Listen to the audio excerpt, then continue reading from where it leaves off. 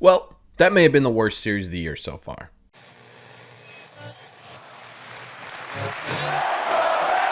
What is going on, everybody? Welcome back to Red Seat Radio. My name is Corbin. The Boston Red Sox have officially lost 4 games in a row after being swept by the Los Angeles Angels, and this was kind of a bad series all around, right? Like I mentioned, this may genuinely have been the worst series of the year so far to watch as a Red Sox fan. Not only is the entire team slumping right now, but it was a West Coast game, so the games were going till 1 a.m. It felt like this series didn't even really happen. It didn't feel like a real series. Obviously, there were still some positives in this series, mainly on the starting pitching side of things that we will talk about, but most of the positives are being completely overshadowed by the fact that the entire starting lineup cannot hit right now. They did not hit at all in this series. They did not hit in the last game of the San Diego Padres series, and to me, that's the biggest reason for this slump right now. So what we're going to do in today's videos, we're going to break down what happened in this latest Red Sox series. We're going to talk about all the negatives, what is going on with this Red Sox team. We're going to talk about the positive takeaways as well, because there are a couple that we need to talk about, and we're going to break down how this is going to affect this Red Sox team going forward. But before we get into that, do me a favor, make sure you guys have hit that subscribe button if you haven't already. If you're new here, we talk Red Sox content almost every single day.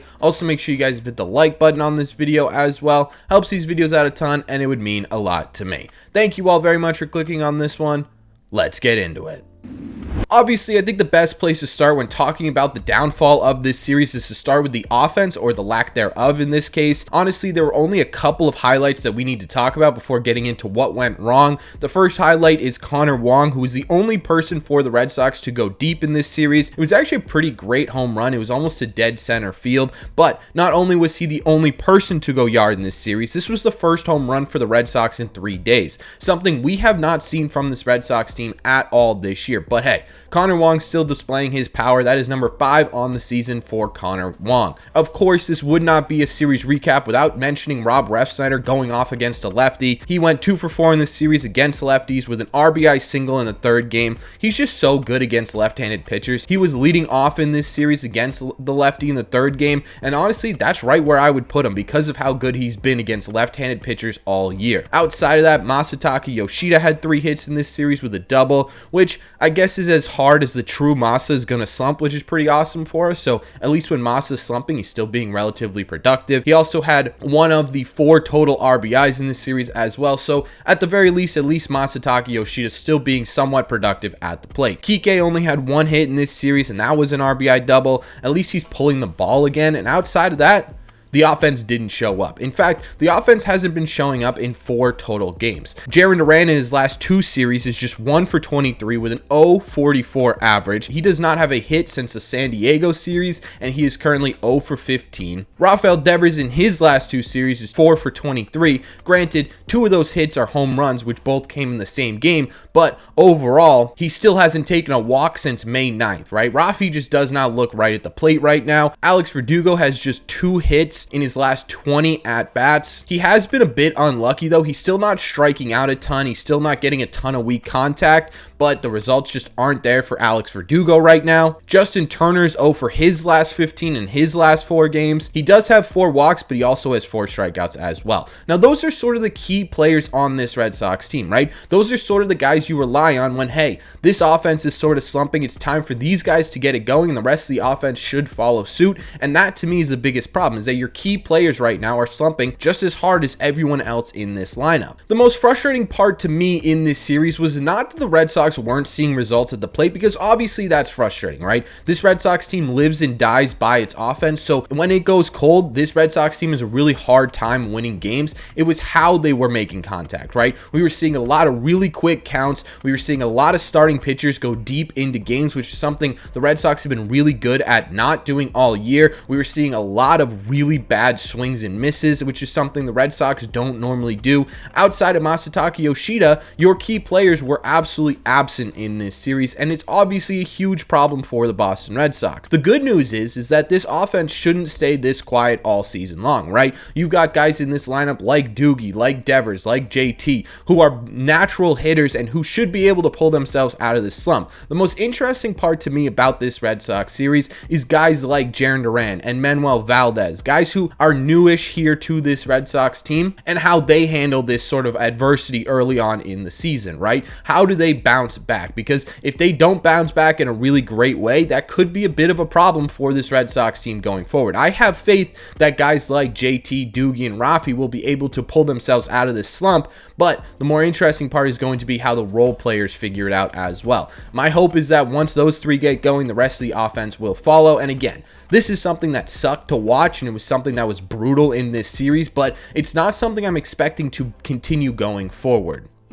As for the pitching, this is kind of where the only positives in this series lie. Tanner Houck started game one and sort of pitched himself into a regular starting pitcher role, sort of cemented himself in the rotation in this series. He went 6 innings, allowed 1 run on 3 hits while striking out 8. The best part of this performance is that Tanner Houck obviously has been struggling so far this year to get through the middle innings of games. This was a game he finished really strong. He got through the 4th, 5th, and 6th, allowing no runs and striking out a bunch of guys in those innings, and that was exactly what I think a lot of people have been needing to see from Tanner Houck. So positive takeaway, Tanner Houck pitched himself into this rotation. Brayan Bello had a really good game as well. He went really deep into the game.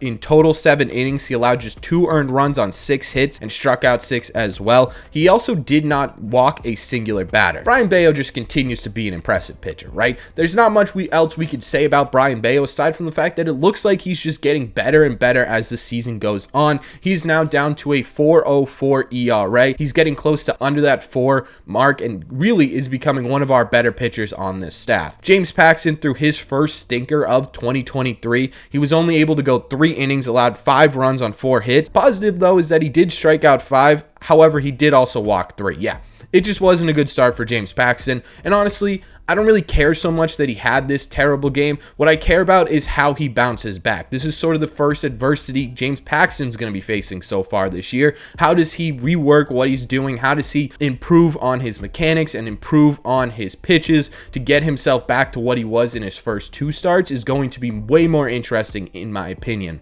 Overall, like I said, these are really the only positive takeaways of this Red Sox series was the starting pitching. It was the fact that the young starting pitchers on this Red Sox pitching staff are slowly settling into their legitimate roles on this rotation, and that's a really good thing going forward, especially if the offense can get themselves going. As for the bullpen, it was pretty good overall. There were a couple of concerning outings. Joely Rodriguez has been concerning so far this year. He only pitched a third of an inning in this series, allowing 2 earned runs, and so far through 2 1/3 innings worth of work, Joely has been less than impressive, but again, it's only 2 1/3 innings worth of work. He hasn't pitched the entire year. This may be sort of just him settling into this bullpen and figuring out how his stuff plays currently this season, so I'm not totally concerned with Joely Rodriguez yet, but it's definitely something to keep an eye on. Nick Pivetta, I kind of thought would be much better in the bullpen, but he had another rough outing. He ended up going 3 innings, which is great, but he did also allow 2 earned runs. Overall, it wasn't a terrible performance from Nick Pivetta, but it certainly wasn't something we needed out of the bullpen with the offense the way it was.